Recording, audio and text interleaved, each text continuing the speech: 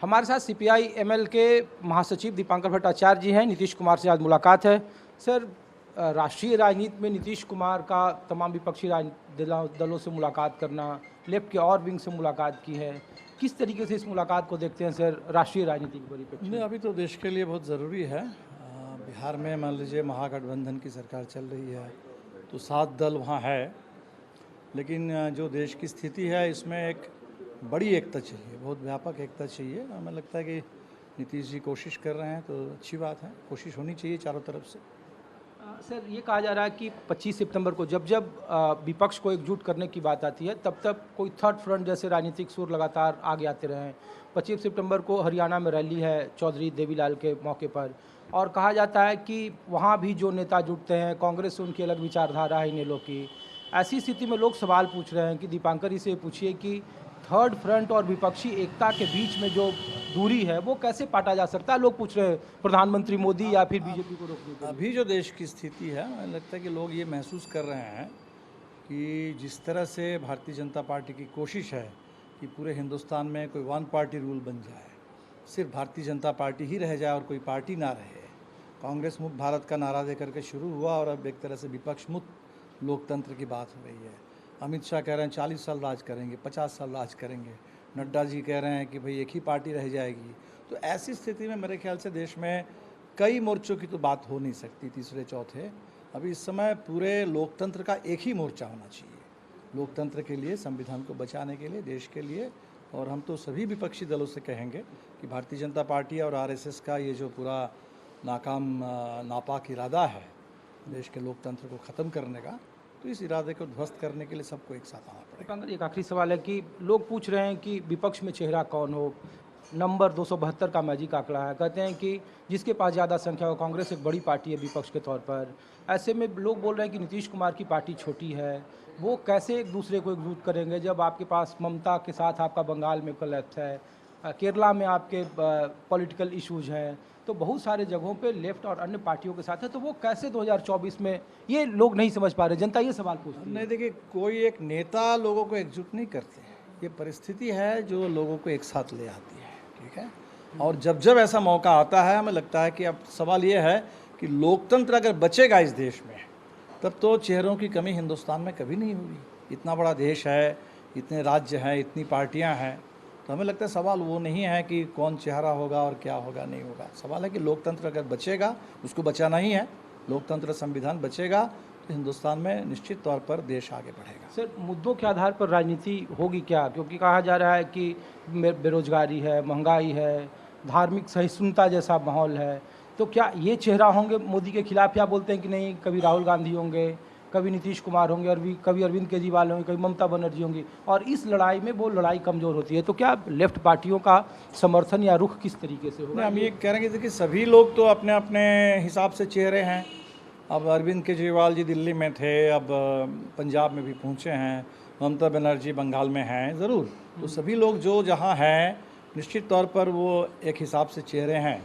जो मुद्दों की आप बात कर रहे हैं, मुद्दे भी बहुत महत्वपूर्ण हैं, क्योंकि आज का ऐसा आर्थिक संकट, लगभग श्रीलंका जैसी स्थिति हमारे देश में भी पैदा हो रही है।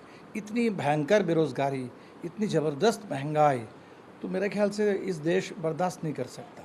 तो मुद्दे अपनी जगह पर है, लेकिन इन मुद्दों को लेके अगर हम लड़ना चाहते हैं, हम अगर चाहते हैं कि हमें न्याय मिले और ये महंगाई पर हम काबू पा सके, महंगाई मुद्दा बन सके, तो उसके लिए तो एक माहौल चाहिए, उसके लिए एक लोकतंत्र चाहिए। और इसीलिए हमें लगता है कि लोकतंत्र अपने आप में, संविधान अपने आप में बहुत बड़ा एजेंडा है। ये लोकतंत्र बनाम महंगाई नहीं है, लोकतंत्र बनाम बेरोजगारी नहीं है, लोकतंत्र बनाम सांप्रदायिकता नहीं है। ये सवाल है कि लोकतंत्र रहेगा तो तमाम मुद्दों पर हम लोग लड़ पाएंगे, और तमाम मुद्दों पर एक साथ मिलकर लड़ करके हम काबू पाएंगे। सर, एक आखिरी सवाल है। बिहार में आप लोगों ने सीट कोलेशन का एक अच्छा फार्मूला किया, आपको सफलता भी मिली बीते विधानसभा चुनाव में। क्या ये संभव है कि राष्ट्रीय स्तर पर 2024 में बीजेपी के खिलाफ इस तरीके का फार्मूला बिहार के बाहर संभव है कि जहां हित न टकरा, और इसके लिए क्या सीपीआई एमएल तैयार है? बिल्कुल। देखिए, बातें हर तरह से हो रही है। कुछ लोग हमेशा पोस्टपोल की बात करते हैं कि चुनाव के बाद देखा जाएगा, लेकिन चुनाव के बाद भी आप तभी देख सकते हैं जब चुनाव से पहले से आप देखना शुरू कर देते हैं, ठीक। तो हमें लगता है कि बिहार में जो अनुभव हुआ, बिहार में भी देखिए दोनों बातें हैं। महागठबंधन जो चुनाव में हमारा था, हम लोग बहुत नज़दीक पहुंचे थे, लेकिन फिर भी भारतीय जनता पार्टी और नीतीश जी का गठबंधन रह गया था। महागठबंधन इतना नज़दीक पहुंचा था, तब नीतीश जी अब ये कदम बढ़ा पाए और आज बड़ा एक गठबंधन बन पाया। और बिहार का ये जो गठबंधन बना है, और ये गठबंधन मेरे ख्याल से सिर्फ बिहार के लिए नहीं, पूरे देश के राजनीति के लिए महत्वपूर्ण साबित होगा। पिछले चुनाव को अगर आप याद करें 2019 में, तो 40 में 39 एनडीए के पास, सिर्फ एक सीट विपक्ष के पास। और मेरे ख्याल से बिहार अगर अब जिस दिशा में बढ़ रहा है, ये पूरी तरह से पलट जा सकता है। अगर ये पलट गया बिहार में, अब समझ लीजिए कि आज निश्चित तौर पर देश में जो लोग देखना चाहते हैं कि भारतीय जनता पार्टी को राज्य में विधानसभा चुनाव में तो जगह जगह लोग रोक दे रहे हैं। झारखंड में 19 के लोकसभा चुनाव में भारतीय जनता पार्टी को बहुत सफलता मिली, लेकिन रघुवर दास को वहाँ झारखंड की जनता ने खारिज कर दिया। बंगाल में इतनी ज़बरदस्त कोशिश हुई त्रिपुरा और असम की तरह बंगाल को भी कब्जा कर लेने की, लेकिन लोगों ने उसको खारिज कर दिया। तो लोग ये देखना चाहते हैं कि जो राज्यों में संभव हो रहा है, वो राष्ट्रीय राजनीति में लोकसभा के चुनाव में संभव होगा कि नहीं।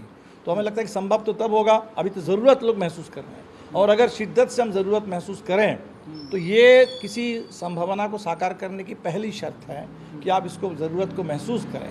हमें लगता है कि अभी ये महसूस करने का दौर है, बातचीत हो रही है, और ज़रूर अगले 2 साल में चीज़ें इसी दिशा में बढ़ेंगी। सर, नीतीश कुमार की भूमिका वो बार बार करें, प्रधानमंत्री पद के रेस में नहीं है, विपक्ष का चेहरा नहीं बनेंगे, तो लोग पूछ रहे हैं कि नीतीश कुमार की फिर भूमिका क्या है, जो सब नेता से बात कर रहे हैं, आप लोगों से बात कर रहे हैं, ये सहयोगी उनको किस तरीके से देख रहे हैं? अब आप देश में लोग कई तरह से बात करते हैं। पुराने उदाहरण की बात करिए तो कुछ लोग कह रहे हैं कि भाई भारत में एक जेपी की ज़रूरत है, ठीक है, तो कुछ लोग जेपी तलाशते हैं, कुछ लोग चेहरे तलाशते हैं। हमें लगता है कि हर तरह के व्यक्तित्वों की ज़रूरत है, हर तरह की भूमिका की आवश्यकता है। अब नीतीश जी बिल्कुल कौन सी भूमिका अदा करेंगे और कौन क्या करेंगे, वो सब समय बताएगा। अभी तो हमें लगता है कि सब लोगों को मिल करके ये तय कर लेना है कि 2024 में बिल्कुल ये जो घमंड है सत्ता का कि हम 40 साल राज करेंगे, 50 साल राज करेंगे, हिंदुस्तान में एक पार्टी रह जाएगी, क्षेत्रीय दलों की, वामपंथियों की कोई आवश्यकता नहीं देश में। तो ये जो पूरा अहंकार है सत्ता का, और हिंदुस्तान जैसे इतने बड़े विविध विशाल देश में कोई भी पार्टी अगर इस तरह से कोशिश करे तो देश खत्म हो जाएगा, लोकतंत्र खत्म हो जाएगा।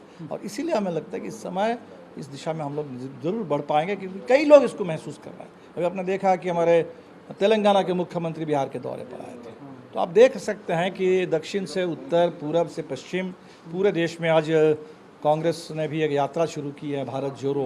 तो लोग अपने अपने ढंग से, तमाम पार्टियां कोशिश कर रही है। हमारी पार्टी का भी बड़ा महाधिवेशन पटना में अगले साल फरवरी में होने वाला है, तो सब लोग अपने ढंग से कोशिश करेंगे और तमाम कोशिशें मिल करके लोकतंत्र को बचाने में कामयाब होंगी। शुक्रिया सर। दीपांकर भट्टाचार्य और बता रहे हैं कि मौके की नज़ाकत है, ज़रूरत है, चेहरा इनके लिए महत्वपूर्ण नहीं है।